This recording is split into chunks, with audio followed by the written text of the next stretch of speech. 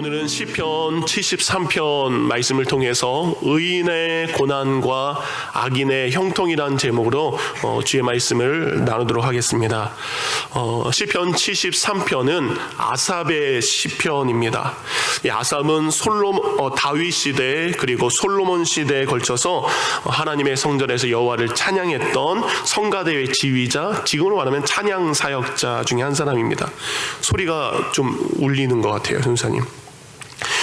역대상 16장 4절에 보면 이런 말씀이 있습니다. 레위 사람을 세워 여호와의 궤 앞에서 섬기며 이스라엘 하나님 여호와를 칭송하며 감사하며 찬양하게 하였으니 아삽은 우두머리니라 라고 되어 있습니다. 레위 지파 아삽과 그의 형제들이요, 다윗이 하나님의 언약궤를 오베데돔에서 예루살렘으로 옮길 때에 아삽과 그의 형제들을 법궤 앞에 세워 하나님을 찬양하게 합니다. 그때 세워졌던 사람이 이 바로 아삽과 그의 형제들입니다. 그리고 마침내 하나님의 법궤가 예루살렘 성 안에 들어왔어요. 근데 다윗은 이렇게 생각했습니다. 하나님의 임재를 상징하는 법궤가 예루살렘에 있는데 그 법궤 앞에서 늘 하나님을 찬양하는 사람들이 있으면 좋겠다라는 아름다운 마음을 갖게 됩니다. 그래서 하나님의 법궤 앞에서 늘 하나님을 찬양하는 사람들을 그는 세우게 됩니다. 하나님께 감사로 찬양하고 하나님의 이름을 찬양하고 바로 이 모든 찬양의 일에 책임자로 세워진 사람이 이 73편을 기록한 아삽입니다. 아삽과 그의 형제들은 아름다운 악기와 아름다운 소리로 하나님을 찬양합니다. 그래서 역대상 16장 37절에 보면 다윗이 아삽과 그의 형제들 여호와의 언약궤 앞에 있게 하며 항상 그 궤 앞에서 섬기게 하되 날마다 그 일대로 하게 하였고, 그러니까 아삽은 매일 해야 되는 일들이요, 하나님의 법궤 앞에 출근합니다. 그리고 매일 하는 일이 그 앞에서 하나님을 찬양하는 것이 아삽의 사명이었습니다. 그러니까 하나님을 찬양하는 자로 부름받은 아삽은 아름다운 믿음의 사람이었습니다. 하나님의 성전에서 이렇게 찬양을 했던 아삽은 그에게만 그친 것이 아니에요. 아삽과 그의 후손들이 대대로 하나님을 찬양하게 됩니다. 에스라 3장 10절에 보면 건축자가 여호와의 기초를 놓을 때에 제사장은 예복을 입고 나팔을 들고 아삽 자손 레위 사람들은 제금을 들고 서서 이스라엘 왕 다윗의 규례대로 하나님을 찬송하되 라고 되어 있습니다. 바벨론으로 포로로 끌려갔던 사람들이 이제 폐허가 된 예루살렘으로 돌아오게 됩니다. 1차로 돌아온 사람들, 가장 먼저 황폐한 땅에 돌아온 사람들, 그 안에 아삽 자손들이 있습니다. 황폐한 땅에 이제 여호와의 기초가 세워집니다. 그 기초가 세워질 때에 아삽의 자손들은 그때도 변함없이 하나님을 찬양하는 자로 섬기게 됩니다. 그러니까 아름다운 믿음의 가문이었어요. 성경을 보면 이 아삽이나 아삽의 후손들과 관련된 시편이 12편 이상이 됩니다. 아삽은 믿음의 사람이었고 아삽의 가문은 참된 하나님의 은혜를 받은 가문이었습니다. 근데 그런 아삽이요, 오늘 시편 73편에 이런 고백을 합니다. 2절에 나는 거의 넘어질 뻔하였고 나의 걸음이 미끄러질 뻔하였으니, 이 말은요, 내 삶의 가장 중요한 찬양의 사역을 내가 그만둘 뻔했구나. 내가 지금까지 하나님을 믿었는데 그 믿음까지 잃어버릴 뻔했구나. 그럴 정도로 실족할 일이 아삽에게 무엇인가 생긴 겁니다. 그래서 세번역 성경으로 이 2절을 보면 이렇게 이야기합니다. 나는 그 확신을 잃고 넘어질 뻔했구나. 나는 그 믿음을 버리고 미끄러질 뻔했구나 라고 고백을 합니다. 1절에 그는 이렇게 이야기합니다. 하나님은 참으로 이스라엘 백성 중에 마음이 청결한 자에게 선을 행하시나. 고백은 똑같이 합니다. 하나님은 여전히 선하십니다. 하나님은 여전히 선하신 하나님은 맞습니다. 그런데 하나님, 저는 지금 실족했습니다. 제 믿음에 금이 가기 시작했습니다. 지금 말하면 이거예요. 교회에서 지금 우리 찬양단으로 섬기는 분이 있고 성가대로 섬기는 분이 있죠. 하나님, 저 실족했어요. 제가 믿음을 잊어버려서 이제 찬양대를 떠나겠습니다. 이제 성가대를 그만두겠습니다. 아니, 교회 자체를 내가 이제는 안 나오겠습니다 라는 고백입니다. 과연 어떤 일이 생겼기에, 아삽에게 무슨 일이 생겼기에 아삽이 이런 말을 할 것인가?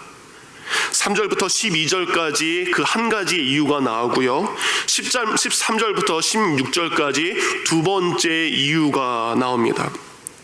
먼저 첫 번째 이유가 3절부터 12절 3절에 이렇게 시작하죠. 그가 무엇인가를 보았는데 무엇을 보았습니까? 내가 악인의 형통함을 보고 라고 되어 있습니다. 성경은 아삽이 누군가를 봤는데 그들은 악한 사람들입니다. 악인들입니다. 하나님을 모르고 하나님을 부인하고 이웃에게 폭언하고 이웃을 조롱하고 이웃에게 악을 행하는 사람들입니다. 그 사람들의 삶을 보고 있는데 아삽이 도저히 이해할 수 없는 일들이 생깁니다. 저들이 악인이 맞다면, 저들은 분명히 악인인데 오히려 그들의 삶에 일어나는 일들 때문에 질투가 날 정도예요. 악인이면 벌을 받아야 되고 무서운 심판을 받아야 되는데 아삽의 눈에는 지금 전혀 다른 일이 벌어지고 있습니다. 어떤 일이 벌어지고 있습니까? 4절입니다. 그들은 죽을 때에도 고통이 없고 그 힘이 강건합니다. 어떻게 이럴 수 있습니까? 5절, 그들은 다른 사람들이 당하는 고난이나 재앙도 그들에게는 비껴갑니다. 6절, 그들은 교만해서 목에 힘주고 삽니다. 그리고 폭력을 아무렇지도 않게 휘두르며 살고 있습니다. 7절, 그들은 스트레스도 없습니다. 그 살이 피둥피둥 쪄요. 자신들이 원하는 것보다 더 많은 것들을 가지게 됩니다. 8절, 그들은 쉽게 남을 비웃습니다. 악에 가득 찬 말로 사람들을 쏘아 붙입니다. 거만한 모습으로 폭언하기를 즐겨합니다. 9절, 그들의 입은 하나님을 대적합니다. 그리고 온 혀로 온 땅이 자기 것인 것처럼 쓸고 다닙니다. 11절입니다. 그들은 오히려 이렇게 말합니다. 하나님이 어떻게 알 수 있겠느냐? 가장 높으신 분이라도 무엇이든지 다 알 수 있겠느냐? 그 자신이 하나님보다 더 이 세상을 잘 안다는 거예요. 자신이 하나님보다 더 높다라고 말합니다. 그리고 12절, 이렇게까지 말하는데, 이런 행동까지 하는데 오히려 악인들이 지금 항상 평안합니다. 그들의 재물은 점점 늘어만 가고 있습니다. 그래서 아삽은 자신의 눈앞에 이렇게 악인들이 형통하는 여러 가지의 일들을 보니까 이해할 수 없어요. 받아들일 수 없습니다. 그러니까 그의 믿음이 금이 가기 시작합니다. 아삽 자신은 어떤 사람이었습니까? 하나님을 믿고 하나님을 찬양하고 하나님을 위해서 온 마음과 온 뜻을 다해서 하나님 뜻대로 살았던 사람들입니다. 그렇다면 악인들에게 일어나는 일들이 누구에게 있어야 돼요? 아삽인 자기에게 있어야 돼요. 하나님, 저 사람들에게 일어난 일들이 내게 일어나야 되는 거 아닙니까? 근데 하나님, 오히려 저들은 하나님의 뜻과 반대로 살고 있고 이웃에게 폭력을 행하고 있는데 오히려 저들이 왜 형통하게 됩니까? 저 이런 식이라면 저 사명 버리겠습니다. 저 이런 식으로 살 거면 제 믿음 버리겠습니다. 이런 고백입니다. 여러분 앞에 이런 일이 생긴다면 여러분은 어떤 고백을 하시겠습니까? 나와 내 아내, 나의 아내, 나의 남편 다 믿음으로 살려고 합니다. 믿음으로 최선을 다해서 살려고 합니다. 시간도 드리기도 하고 물질도 드리기도 하고 땀을 드리기도 하고 헌신도 드렸지만, 근데 오히려 누군가를 봐요. 저 사람 진짜 믿음이 있나? 저 사람 교회를 다니고 있지만 정말 예수님을 믿는 사람이 맞나 싶은 그 사람이요, 오히려 사업이 더 잘 됩니다. 오히려 그 집 아이들이 더 잘 됩니다. 오히려 믿음 생활하는 사람들은 아픈데 그들은 아프지도 않습니다. 그러니까 아삽은 이런 악인들의 형통한 모습을 보면서 고민하고 지금 힘들어하고 있습니다. 두 번째, 아삽은 13절부터 16절 그의 믿음을 통째로 흔드는 두 번째 이유가 생기게 됩니다. 그래요, 악인은 그럴 수 있습니다. 그러면 의인인 나도 형통해야 되는 거 아닙니까? 근데 13절부터 16절을 보면 악인의 형통과 반대로 의인으로 살고 있는 사람들, 믿음으로 살고 있는 사람들, 그들이 당하는 고난이 있게 된 것을 기록합니다. 13절입니다. 의인으로 살고자 한 자신은 늘 깨끗한 마음을 품습니다. 손으로 죄를 범하지 않기 위해서 애썼습니다. 근데 그 모든 것이 헛된 것처럼 보입니다. 14절입니다. 악인은 지금 평안합니다. 근데 의인은 오히려 모든 일에 고난을 당하고 있습니다. 아침마다 징벌을 받는 것처럼 하루하루가 고통의 나날을 보내고 있어요.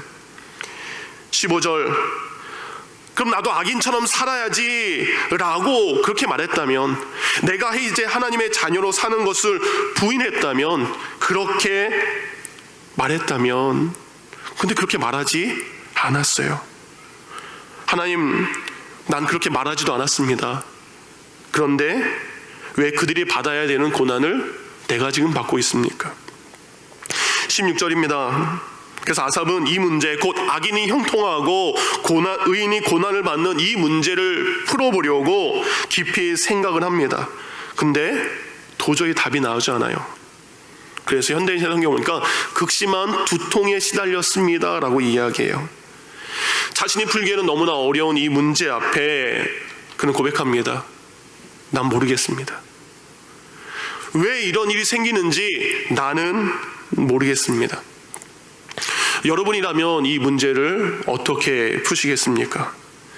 무엇이 답일까요? 지금 우리 샬롯 열린교회 성도님들 중에 많은 분들이 편찮으십니다. 우리 이달재 집사님 다 아시다시피 대장암 4기로 투병 중이십니다. 이장현 집사님 뇌종양으로 치료 중에 계십니다. 김숙희 권사님도 갑자기 다리가 부러져서 지금 몇 주째 예배를 드리지 못합니다. 지난주 금요일 박유리 권사님의 아들 데이비 형제가 췌장암에 걸렸다는 소식을 또한 듣게 되었습니다. 이남희 성도님은 어머님이 유독해서 한국으로 출타하셨습니다. 그 모든 사람들, 우리 교회에서 그동안 믿음 생활 가운데 아름답게 신앙생활했던 사람들입니다. 주일날 주님 앞에 나와서 예배드렸고 자신의 삶에 헌신할 수 있는 부분들을 헌신했고 누구에게나 본이 되는 아름다운 신앙생활을 했던 분들입니다. 근데 지금 그들이 고난을 받고 있습니다. 되도록이면 자주 이달재 집사님 병원에 가서 시간을 보내려고 합니다.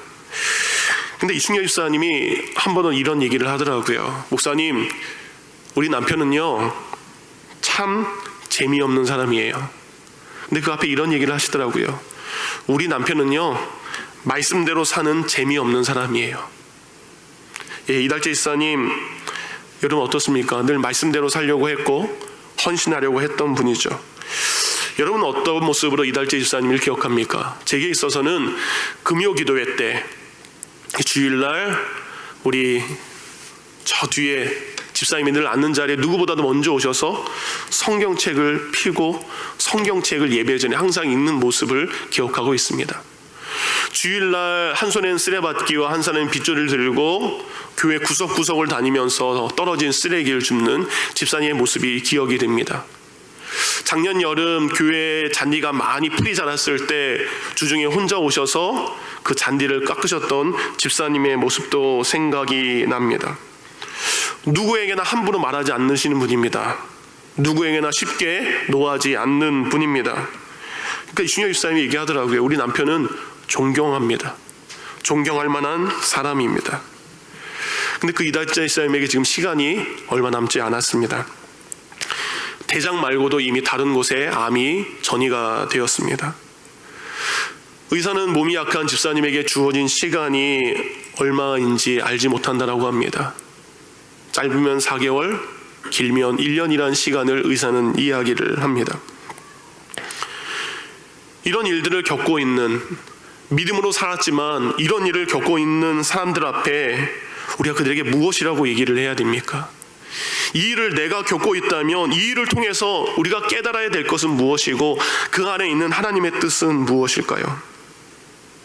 의인은 힘든 고난의 시간을 보내고 있는데 악인들은 형통하게 되는 일을 바라보면서 우리 믿음을 가진 사람들은 어떤 믿음의 자세로 살아가야 됩니까? 여러분, 우리 스스로는 결코 이것에 답을 낼 수는 없습니다. 아삽도 어떻습니까? 73편 16절에 내가 어찌 이를 알까 생각하여 그것이 내게 심한 고통이 되었은즉. 우리의 머리와 우리의 방법으로는 전혀 이 모든 것에 대한 답을 얻을 수는 없습니다. 근데 오늘 이 문제를 가지고 아삽은 하나님께 나아갑니다. 그리고 이 극심한 고통을 주는 이 문제를 가지고 하나님 앞에 내려놓았더니 28절에 그는 이렇게 고백을 합니다. 쉽게 되어 있는 메시지 성경입니다. 나는 하나님 앞에 있으니 오 얼마나 상쾌한지요. 주 하나님은 나의 안식처, 내가 주님의 일들을 세상에 알리게 했습니다. 극심한 고통과 두통이 사라지고 상쾌하게 되었습니다. 아삽이요, 무엇인가 이 문제에 대한 해답을 찾았습니다. 그래서 세상 사람들에게 말하겠다라고 이야기를 합니다. 그렇다면 드디어 아삽이 깨달은 악인의 형통과 의인의 고난에 대한 그의 답은 무엇일까요? 오늘 성경은 이렇게 이야기합니다. 그 첫 번째, 바로 믿음의 사람은 형통의 기준이 다르다는 것을 그는 깨닫게 됩니다. 우리는 세상에 가지고 있는 형통의 기준으로 믿음의 사람이 가져야 될 형통의 기준을 바라볼 때가 있습니다. 하나님, 내가 하나님 믿고 있으면 이 일도 이렇게 돼야 됩니다. 이 일도 이렇게 잘 풀려야 됩니다. 이 일도 이렇게 성공해야 됩니다 라는 눈을 우리는 가지고 있습니다. 한때 MBC의 간판 아나운서였던 조정민이라는 이 아나운서께서 목사님이 되셨어요. 그 목사님이 이런 설교를 하시더라고요. 세상의 기준으로 볼 때 형통은 돌을 빵이 되게 하는 것이다. 근데 예수님은 돌이 빵으로 변하는 것을 거부하셨습니다. 세상의 기준으로 형통은 자신이 저 높은 곳에서 뛰어내려도, 곧 내가 어떤 사고를 쳐도, 내가 어떤 문제를 쳐도 뒤를 든든하게 봐줄 수 있는 사람들, 든든한 백그라운드가 있는 것이 형통이지만 예수님은 그것을 거부하셨습니다. 세상의 기준으로 형통은 그래 내가 사탄에게 잠시 절하지만 이 땅에는 모든 것을 얻는다면 사탄에게 잠깐 절하는 것, 그것은 큰 문제가 되지 않는다. 근데 예수님은 그것을 거부하셨습니다. 다른 말로 하면 내가 사업에 성공하기 위해서, 내가 인생 성공하기 위해서 하나님의 방법을 버리고 사단의 방법대로, 사람의 방법대로 살아서 내가 이 온 천하를 얻을 수만 있다면, 내가 성공할 수만 있다면, 내가 형통할 수만 있다면 이것이 세상의 형통인데 예수님은 그 세상의 형통을 거부하셨습니다. 얼마 전 한국에 이런 일이 있어서 굉장히 시끄러웠죠. 아버지가 학교 선생님입니다. 학교 선생님인 아버지가 딸들에게 너희들은 1등만 해야 돼, 너희들 성공해야 돼, 너희들은 1등만 해야 돼 라고 하면서 아버지가 자신이 일하던 학교에서 시험 문제를 빼서 같은 학교에 다니는 딸들에게 줬어요. 그 아이들이 갑자기 어느 순간부터 전교 1등들을 하기 시작합니다. 문과 1등을 합니다. 문과 1등을 하게 됩니다. 이게 뭐가 다릅니까? 내가 부자만 될 수 있다면, 내게 돈만 벌어준다면, 내가 성공할 수만 있다면 그것이 문제가 되지 않습니다. 다른 사람의 것을 빼앗아라도 내가 주님 앞에 온전히 살지 못해도 그것은 문제가 되지 않는 것이죠. 예수님은 친히 세상에서 우리에게 세상이 말하는 형통의 기준과 예수님 자신이 말하고는 형통의 기준이 다른 것을 보여주셨습니다.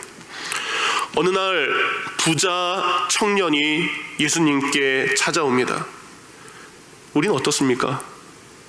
우리는 그 부자 청년이 가지고 있는 권력과 돈을 요구합니다. 근데 예수님은 부자 청년에게 이야기하죠. 네가 가지고 있는 돈과 명예를 버리고 나를 따라오너라. 우리는 헤롯의 궁궐과 같은 집에서 살기를 원합니다. 그런데 예수님은 광야와 들판을 선택하셨습니다. 우리는 잘나가는 바리새인들과 제사장들과 서기관들, 그들과 함께 어울리면서 명예와 권력을 누리기를 원합니다. 근데 예수님은 고아와 과부와 병든 자들과 죄인들의 삶을 선택하셨습니다. 우리는 왕이 쓰는 면류관을 쓰고 싶어합니다. 나를 드러내고 나를 높이고 싶어합니다. 근데 예수님은 영광의 면류관이 아닌 십자가에서 가시 면류관을 쓰셨습니다. 이것이 예수님이 선택하셨던 바로 의인의 형통의 삶입니다. 시편 37편 16절은 이렇게 말합니다. 의인의 적은 소유가 악인의 풍부함보다 낫도다. 여러분, 이 말씀에 아멘이십니까?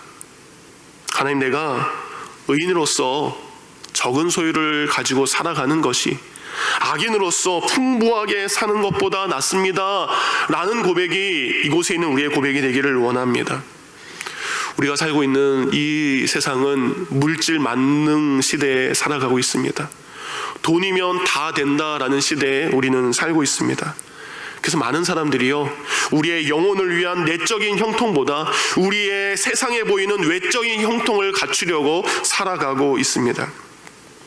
근데 아삽은 이제 참된 형통이 무엇인지 하나님의 성전에 들어가서 마침내 그 답을 얻게 됩니다. 23절입니다. 내가 항상 주와 함께하니 주께서 내 오른손을 붙드셨나이다. 주의 교훈으로 나를 인도하시고 후에는 나를 영접하시리니 하늘에서도 주 외에 누가 내게 있으리요 땅에서도 주밖에 내가 사모할 리 없나이다. 아삽은 하나님 앞에서 참된 형통이 무엇인지 깨닫습니다. 지금 내가 이 성전에서 주와 함께 있는 것이 형통입니다. 하나님께서 나를 붙잡아 주시는 것이 형통입니다. 내가 하나님의 말씀으로 인도함 받는 것이 형통입니다. 그래서 선포하는 거예요. 하늘이나 땅에나 오직 내가 사모하고 내가 늘 함께하고 싶은 분, 그분은 하나님밖에 없습니다. 내가 그 하나님과 함께하는 것이 내 인생의 가장 형통하고 복된 일입니다. 여러분, 이것이 믿는 자의 형통입니다. 한국에 가면 11명의 고아를 자신의 아이로 입양한 목사님과 사모님이 계십니다. 목사님과 사모님까지 13식구, 대식구예요. 어느 한 방송에서 그 사모님이 이런 것을 인터뷰를 합니다. 거기에 있는 아이들, 목사님 사모님 얼굴이 너무 밝았어요. 그러면서 이런 이야기를 합니다. 가족은 무엇인가요? 라는 질문에 이렇게 이야기해요.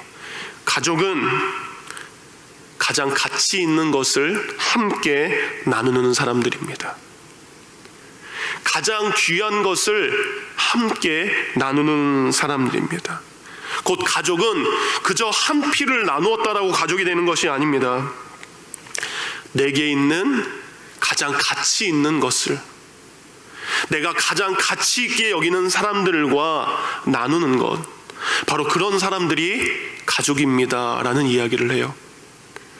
오늘 예수님께서 저 하늘 보좌의 영광을 포기하시고 우리를 가장 귀한 존재로 여기시고 우리와 함께하기 위해서 이 땅에 오셨습니다. 그러기에 그 예수님이 우리와 함께하는 것이 가장 큰 형통의 복입니다. 지금 여러분은 여러분의 가족들과 여러분의 자녀들과 가치 있는 것들, 가장 귀한 것들을 나누고 계십니까? 어쩌면 우리 부모들은 밖에서 돈 버는 일에, 우리 아이들은 그저 학교에서 공부하는 일에 치여져 있지 않습니까? 근데 우리가 지금 꿈꾸고 있는 그 세상의 것들은 일시적인 것이고 사라지는 것들이고 불완전한 것들이고 헛된 것임을 잊지 마시기 바랍니다. 그렇다면 하나님과 함께하는 것이 형통인 사람들, 그들은 어떻게 살아야 됩니까? 어떤 삶을 살아야 됩니까? 우리가 너무나 잘 알고 있는 시편 1편에 그 답이 나와 있습니다. 복 있는 사람은 악인의 꾀를 따르지 아니하며 죄인의 길에 서지 아니하며 오만한 자들의 자리에 앉지 아니하고 오직 여호와의 율법을 즐거워하여 그 율법을 주야로 묵상하는 자로다. 세상에서 형통하기 위해서 악인의 꾀를 따르지 마시기 바랍니다. 죄를 통해서 부귀의 자리를 얻는 건 멀리 하시기 바랍니다. 오만한 자들과 앉아서 부정적인 말을 하지 않으시기 바랍니다. 오직 하나님의 말씀, 참된 말씀을 삶의 기준으로 삼고 그 말씀에 순종하며 살아가는 것, 이것이 악인의 형통을 부러워하지 않는 우리의 믿음의 사람들의 모습입니다. 이것이 진정한 형통임을 잊지 마시기 바랍니다.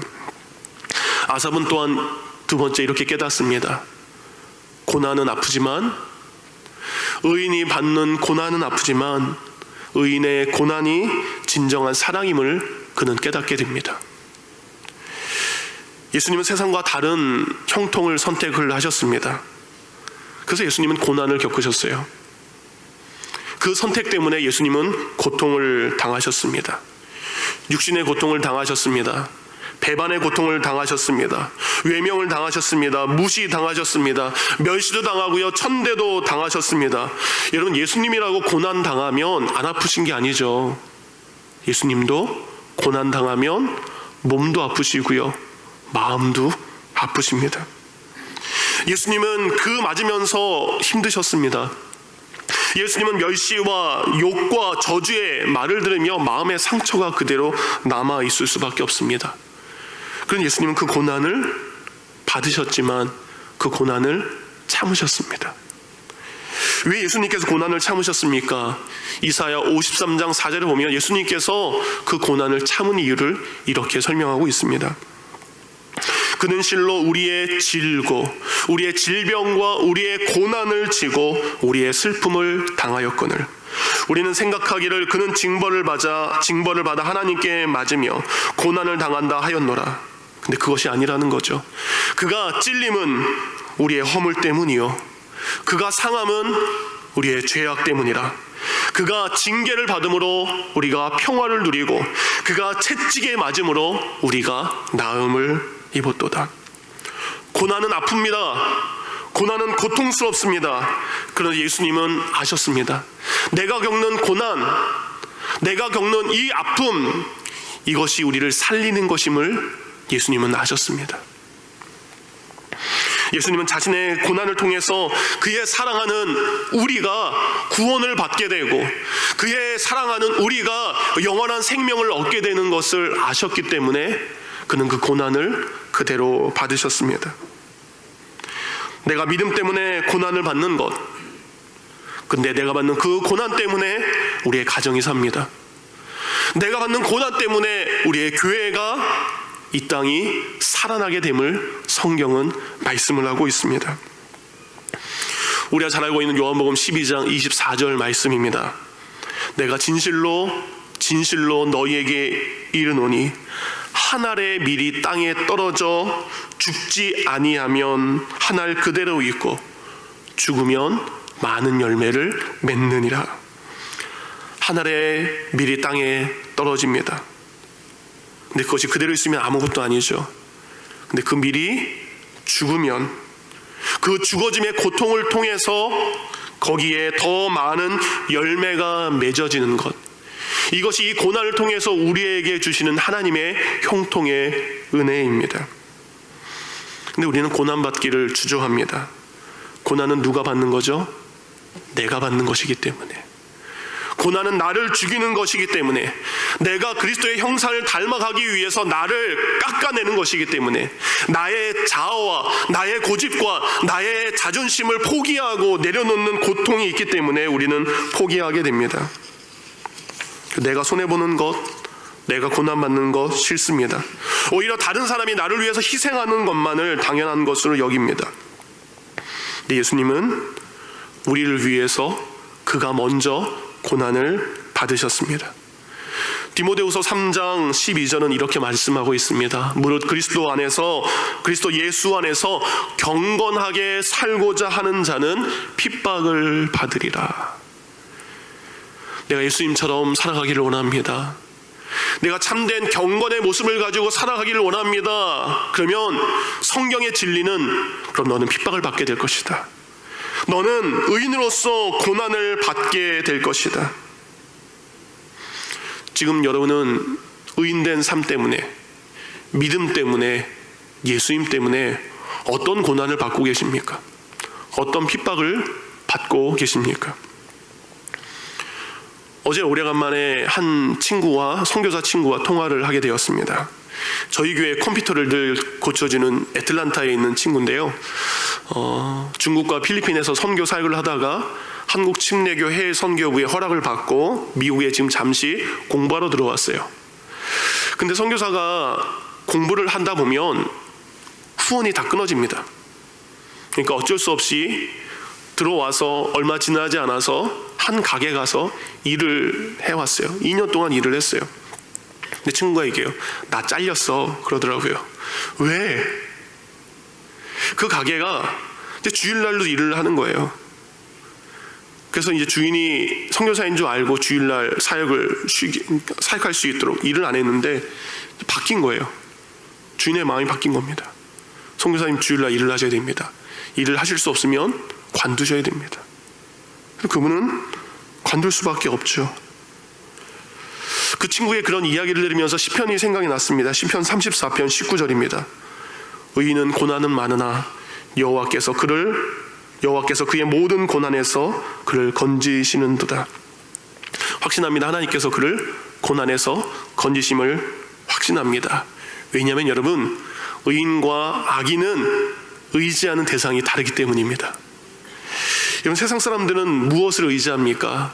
인간적인 생각과 방법으로 세상의 것을 의지합니다. 지식을 의지합니다. 건강을 의지합니다. 힘을 의지합니다. 돈을 의지합니다. 학벌을 의지합니다. 그런데 이런 의지의 대상들은 시간이 가면서 쇠퇴해져 가고 소멸되어져 가고 무기력해져 갑니다.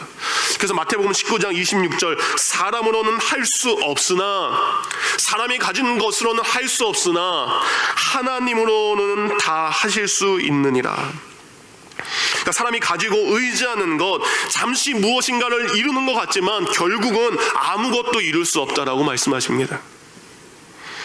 누가복음 12장에 여러분은 부자와 거지 나사로에 대한 이야기를 알 것입니다. 그대로 한번 읽어드릴게요. 누가복음 12장 16절입니다.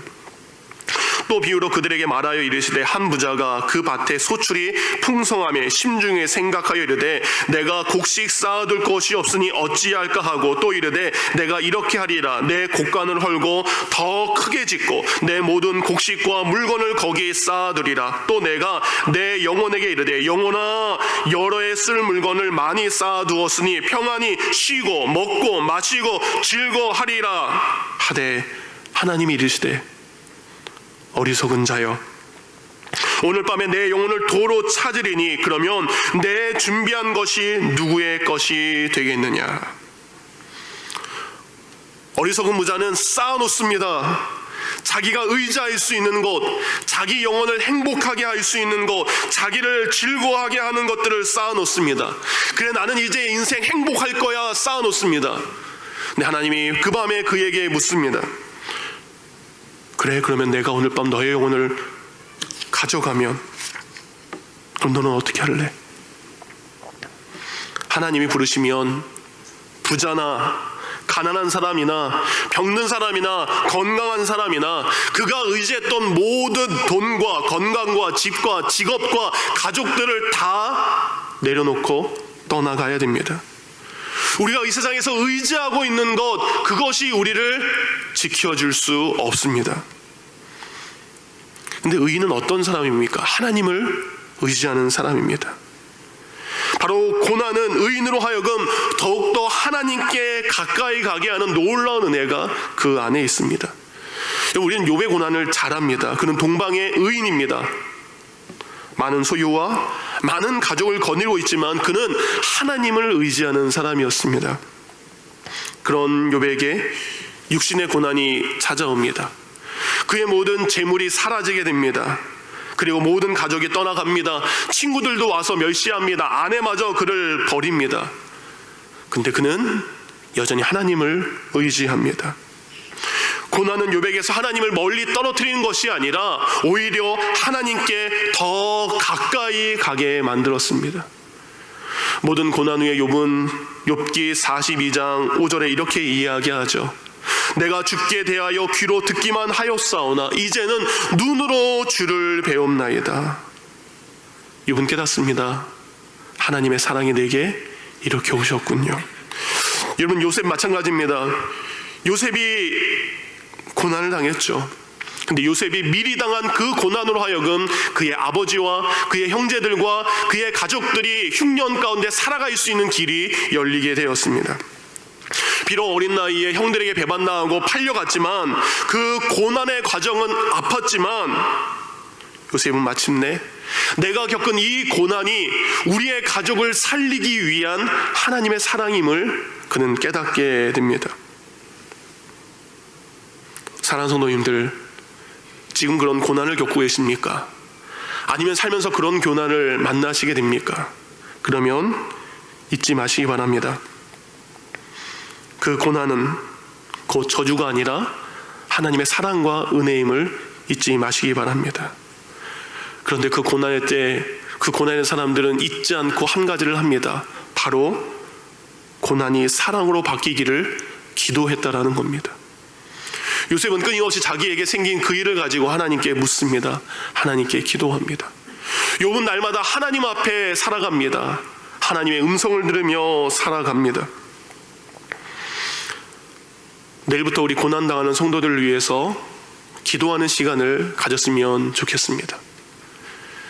우리 교회에 어려운 일이 있을 때마다, 중요한 것을 결정할 때마다 꼭 저녁에 기도를 하죠. 내일부터 올해가 가기 전까지 매일 저녁 8시부터 9시까지 교회 문을 열어놓고 음악을 틀어놓고 기도하고 있겠습니다. 여러분 가족 중에 고난당하는 분이 있습니까? 여러분 이웃 중에 아픔을 가지고 있는 분들이 있습니까? 그분들의 아픔과 그분들의 고난의 이유를 가지고 가슴에 품고 주님 앞에 나와 기도하시기 바랍니다. 그러면 그 고난이 사랑으로 바뀌게 될 것입니다. 마지막 아삽은 너무나 귀한 것을 깨닫습니다. 의인과 악인의 끝이 다르다는 것을 그는 깨닫습니다. 가만히 보니까요, 악인의 끝이 다릅니다. 의인의 끝이 다릅니다. 전도서 8장 9절부터 17절까지도 오늘 본문과 비슷해요. 악인의 형통과 의인의 고난에 대한 말씀입니다. 이렇게 나옵니다. 악인은 사람들에게 존경을 받습니다. 근데 의인은 멸시를 당해요. 악인들에게 징벌이 속히 일어나지 않습니다. 악인들은요 100번이나 악을 행하는데 잘 살고 있습니다. 이런 상황에서 전도자는 9장 1절에 이것에 대한 답을 이렇게 말합니다. 이 모든 것을 내가 마음에 두고 이 모든 것을 살펴본즉 의인들이나 지혜자들이나 그들의 행위나 모두 하나님의 손안에 있으니 사랑을 받은지 미움을 받았는지 사람이 알지 못하는 것은 모두 그들의 미래의 일들임이라. 이 모든 것이 하나님의 손안에 있다는 것을 등 깨닫게 됩니다. 그러니까 하나님의 손으로 결국 누군가는 그 악한 일 때문에 미움을 받게 될 것이고, 그리고 하나님의 손으로 누군가는 그 고난받는 것을 통해서 사랑을 받게 된다는 거죠.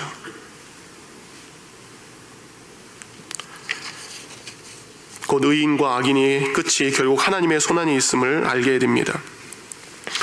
마태복음 13장에 보면 천국에 가는 것을 추수 때에 비유해서 예수님께서 이렇게 말씀하셨습니다.